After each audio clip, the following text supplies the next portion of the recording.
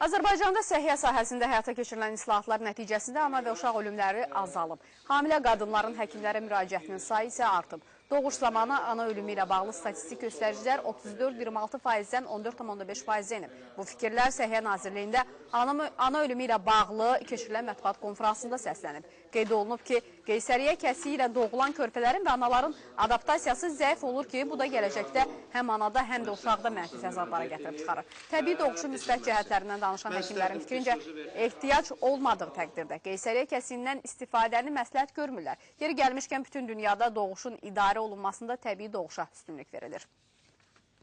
İndi müasir dövrdə keysəriyyə kəsiyi ümumi anesteziya ilə aparılmır, spinal anesteziya ilə. Yəni o spinal anesteziya ilə keysəriyyə kəsiyindən sonra o yeni doğulmuşu döşə də vermək olar. O problemi aradan götürmək olar.